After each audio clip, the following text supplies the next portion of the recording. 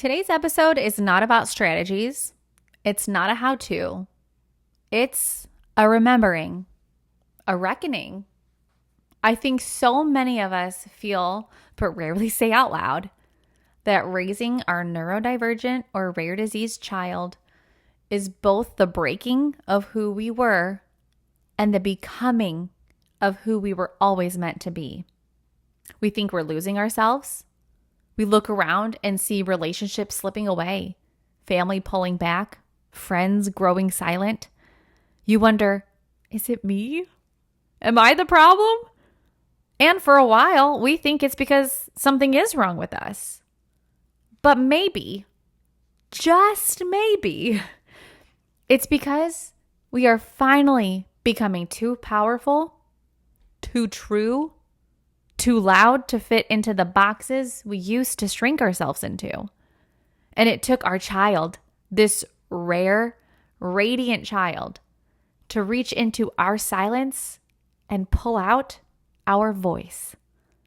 Welcome to the Be Mighty Mom podcast. I'm your host, Ash, mom to an autistic child with a rare disease, boundary setter, and your voice of fierce, honest truth. This isn't just support. It's a movement where we ditch the fluff, get honest about autism and rare disease, and what it really takes to advocate for our kids, especially with family.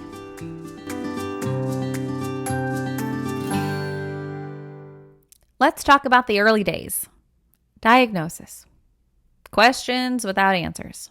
Appointments, evaluations, waiting rooms, medical codes you've never heard of. And the people around you? Some stay silent. Some disappeared entirely. Some minimized your reality. Others argued with your instincts. And those that supported you were invaluable. And in the middle of it all, you started disappearing too.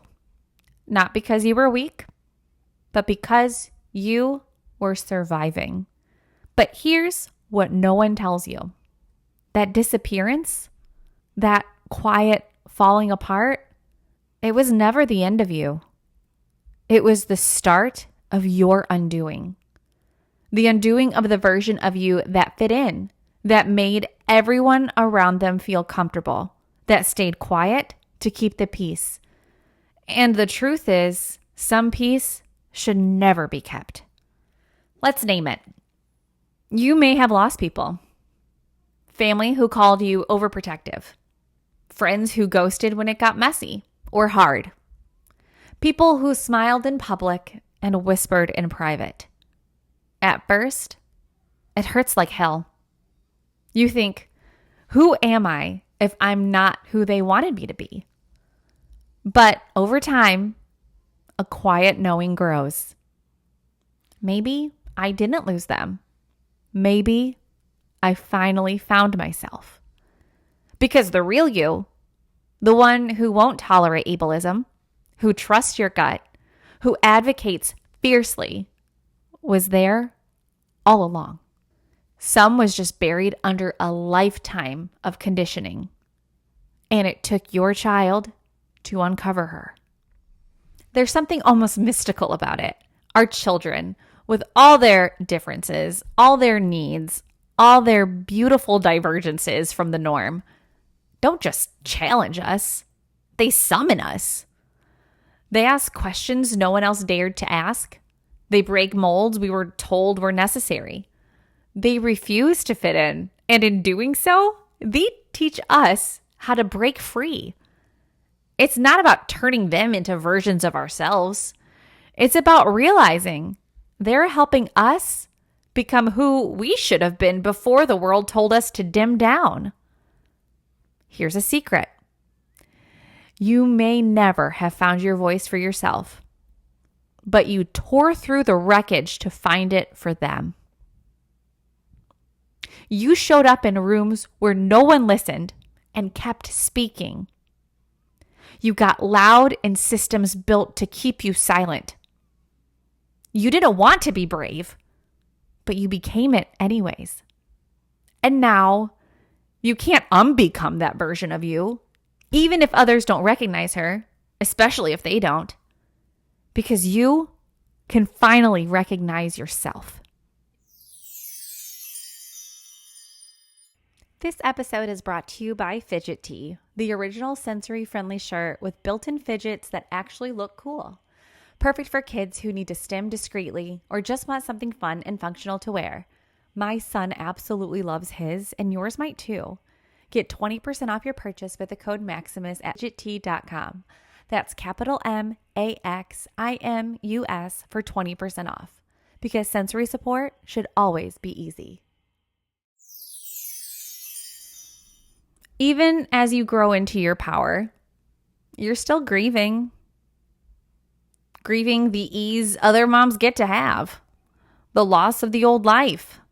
The parts of yourself you thought you'd get to keep. And at the exact same time, you're also rising. You're more self-aware, more aligned, more on fire with the purpose that was always waiting for you. It's both. Grief and glory. Loss and liberation. You are in the middle of becoming.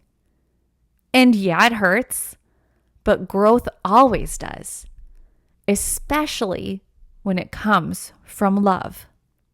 I used to think my son needed a stronger mom, but maybe I needed him to remind me I already was. I just forgot. I was told to be small and quiet. I was told to comply, to go along with it.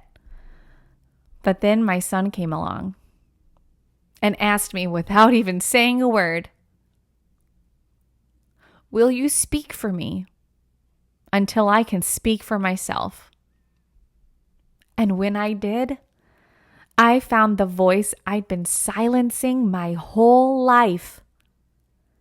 This isn't about inspiration or martyrdom. It's about truth. Your child didn't make you someone else. They revealed who you've always been. So if you're in that space, I want you to know I am proud of you. Even if you're standing in the wreckage, in the breaking, the unraveling, the lonely, I am proud of you. You are finally standing in the fullness of your voice. And yeah, it cost you things. But look at what you've gained. Power, purpose, presence, a voice your child and the world desperately needs. You didn't find the courage yourself. You found it for them and from them. And in doing so, you set both of you free. Because now they know it's okay to speak up. Until next time, stay mighty. Bye.